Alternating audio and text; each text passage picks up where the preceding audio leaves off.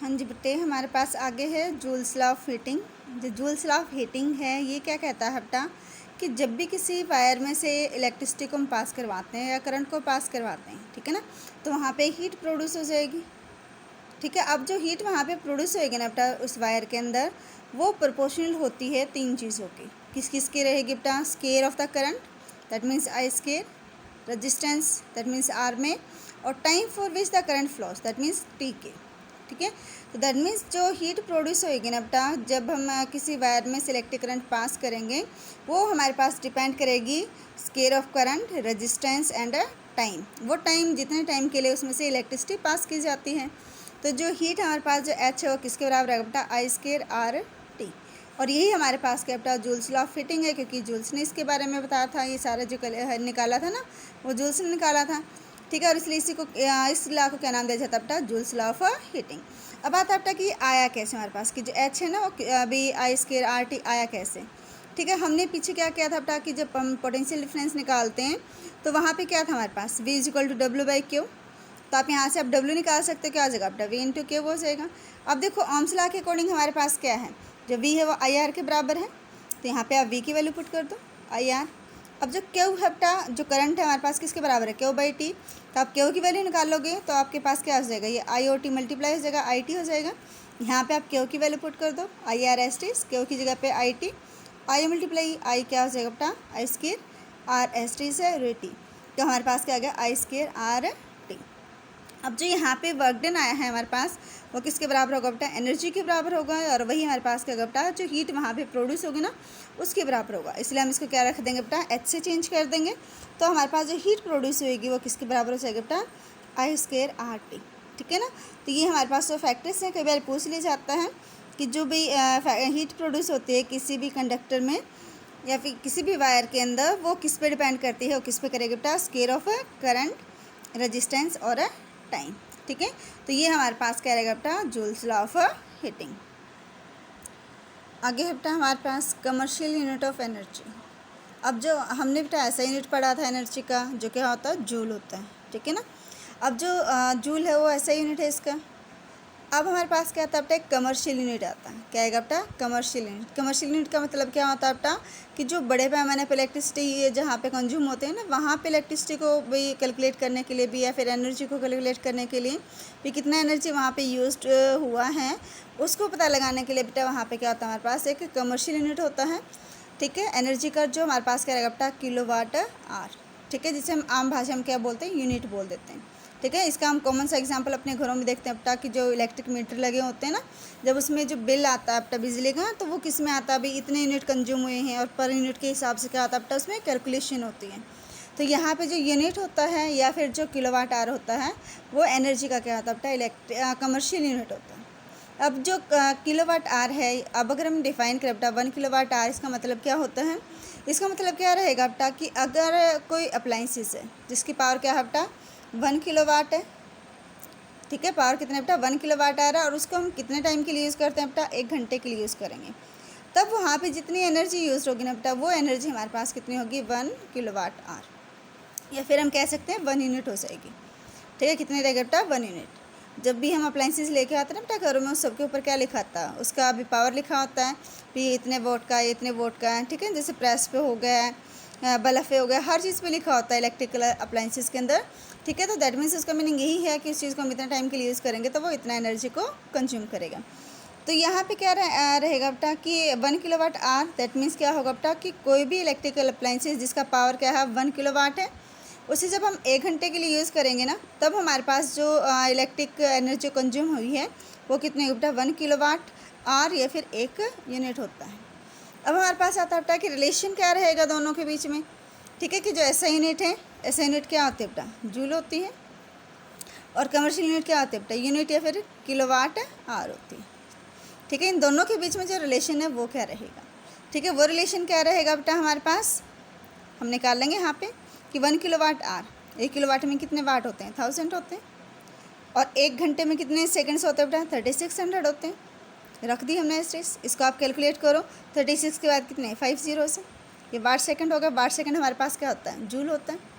Watt second क्या होता है बेटा? जूल होता है। अब हम इसको कैसे करेंगे बेटा कि जो ये 36 है आप इसको 10 की पावर में ले जाओ, तो हमने क्या लिया बेटा इसमें 3.6 इंटू 10 की पावर 6 जूल। दैट मीन्स जो 1 किलोवाट आवर है वो किसके बराबर है बेटा हमारे पास 3.6 इंटू 10 की पावर 6 जूल।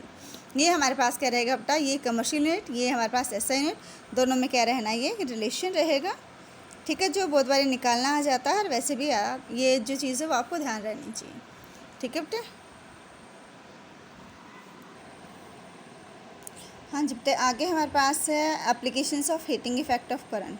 ठीक है ना, कि जो हीटिंग इफेक्ट प्रोड्यूस करता है इलेक्ट्रिसिटी या इलेक्ट्रिक करंट, उसकी एप्लीकेशन क्या है, वो कहाँ कहाँ पे यूज़ होता है।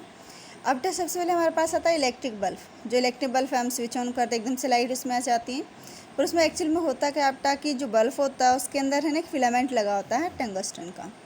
ठीक है, और जो उसका मेल्टिंग पॉइंट काफ़ी हाई होता है, वो करंट को क्या करेगा बेटा एकदम से ब्लॉक करेगा। और जब करंट बहुत ज़्यादा बेटा, जब हीट एक जगह पे इकट्ठा होता है तो वो क्या हो जाता है बेटा, उसमें से लाइट निकलना शुरू हो जाती है। ठीक है, दैट मीन्स वहाँ पे क्या होगा बेटा, वो करंट को क्या करेगा, वहाँ पे ब्लॉक करेगा, जिसकी वजह से क्या होगा बेटा कि हीट इतनी ज़्यादा प्रोड्यूस होगी कि उसमें से जो लाइट है वो एमिट होना शुरू हो जाएगी। तो दैट मीन्स जो इलेक्ट्रिक बल्ब है वो कौन से इफेक्ट के ऊपर काम करेगा बेटा, इलेक्ट्रिसिटी के हीटिंग इफेक्ट के ऊपर काम करेगा। और इसके अंदर बेटा जो गैस भरी होती है वो एक अनरिएक्टिव गैस होती है। ठीक है, वो आर्गन हो सकता है, नाइट्रोजन हो सकता है। ठीक है, अब इसमें आता है बेटा कि इसके अंदर ऑक्सीजन क्यों नहीं फील होता है। ठीक है, अगर हम इसके अंदर ऑक्सीजन फील कर देंगे बेटा, क्या हो जाएगा, ऑक्सीडेशन होगा, और जो बल्ब वो बर्न हो जाएगा, जो जिस पर्पज़ के लिए हमें यूज़ करना वो पर्पज़ ही पूरा नहीं होगा। और इसमें आता है बेटा टंगस्टन ही क्यों यूज़ करते हैं, कोई और क्यों नहीं करते हैं, क्योंकि जो टंगस्टन है उसका जो मेल्टिंग पॉइंट है काफ़ी हाई होता है, लगभग कितना होता है बेटा 3400 डिग्री सेल्सियस। ठीक है ना, और जो बल्ब के अंदर का टेम्परेचर है वो भी हमारे पास काफ़ी ज़्यादा हो जाता है बेटा, अप्रॉक्सीमेटली 2700 डिग्री सेल्सियस के आसपास वो पहुँच जाता है। और जो टंगस्टन इतने हाई टेम्परेचर पे क्या बेटा मेल्ट नहीं होती, इसलिए जो फिलामेंट यूज़ होते हैं ना इलेक्ट्रिक बल्ब के अंदर, वो कौन से यूज़ होते हैं बेटा, टंगस्टन के यूज़ होते हैं। इसी तरीके से जो भी हीटिंग जो इलेक्ट्रिक प्रेस है या हीटर है, उनके अंदर भी क्या होगा बेटा हीटिंग एलिमेंट यूज़ होते हैं, और वो हीटिंग एलिमेंट को उसके होता है बेटा निक्रोम के होते हैं, क्योंकि वो भी क्या आता है बेटा कि उनका भी जो हीट को रजिस्ट करंट को ब्लॉक करने की जो पावर है ज़्यादा होता है, क्योंकि अगर वो मेटल के होंगे तो मेटल तो क्या करेगा बेटा उसमें से फ्लो करने देगी। ठीक है ना, पर ये क्या है बेटा अलॉयज़ है, ये क्या करेगा बेटा करंट को ब्लॉक करेगा, और जो हीटिंग इफेक्ट है वो ज़्यादा प्रोड्यूस करेगा। इसी तरीके से जो फ्यूज़ होता है ना बेटा घरों में, वो भी किसके ऊपर काम करता है, हीटिंग इफेक्ट के ऊपर काम करता है। हम आमतौर पे सुनते हैं बेटा कि फ्यूज़ उठ गया। ठीक है ना, ये बहुत कॉमन सी चीज़ होती है जो हम सुनते हैं कि फ्यूज़ उठ गए।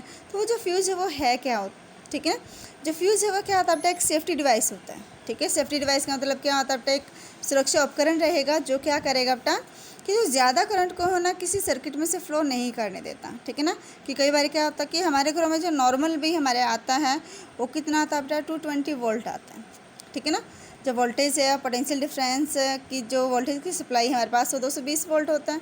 कई बार अगर वो उससे एक्सेड हो जाता है बेटा, ज़्यादा चला जाता है, ठीक है, तो जो भी फ्यूज़ है वो क्या करता है बेटा उड़ जाता है। उड़ जाने का मतलब क्या होता है कि जो फ्यूज़ वायर होते हैं ना वो ब्रेक डाउन हो जाती हैं। जब ये यहाँ से भी इस तरीके से होता है फ्यूज़, ठीक है ना, किस तरीके बना किसका होता है बेटा, वो एक अलॉय होता है कॉपर और टीन का, या फिर हम कह सकते हैं टीन प्लेटेड कॉपर वायर होती हो। ठीक है, जो टीन प्लेटेड कॉपर वायर होती हैं वो इस तरीके से, ये जो हमारे पास है फ्यूज़ का सिंबल है, इस तरीके से लगाए जाती हैं। ठीक है, मेन एक तो हमारे पास मेन फ्यूज़ होता है, उसके अलावा जो इलेक्ट्रिकल अप्लाइंसेज हैं उनके अंदर भी जो सेपरेटली फ्यूज़ हैं वो आते हैं। अब इसका जो काम क्या होता है बेटा, क्या करता है बेटा कि जब हीट ज़्यादा जाएगी ना तो ये क्या होगा बेटा, ज़्यादा क्या हो जाएगा बेटा गर्म होके यहाँ से ब्रेक डाउन हो जाएगा, और जो इलेक्ट्रिक करंट का जो फ्लो है ना उसे स्टॉप कर देगा आगे। दैट मीन्स करंट को आगे जाने से रोक देगा, और जब वो एक्सेस करंट जब आगे ही नहीं जा पाएगा तो हमारे जो अप्लाइंसेस हैं जो उस टाइम पे ऑन होते हैं, जब एक्सेस करंट आता है तो वो क्या रहता है बेटा सेफ़ रहते हैं, और इसीलिए क्या बोलते हैं इसको सेफ्टी डिवाइस बोलते हैं। तो ये हमारे पास क्या बेटा हीटिंग इफेक्ट रहेंगे इलेक्ट्रिक करंट के।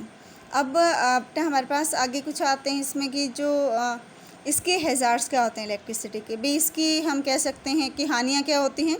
तो हैज़ार्ड्स क्या होता है बेटा कि इससे भी करंट लग सकता है, करंट लग के क्या हो सकता है बेटा डेथ हो सकती है, इससे शॉर्ट सर्किट हो सकता है बेटा, ओवरलोडिंग हो सकती है।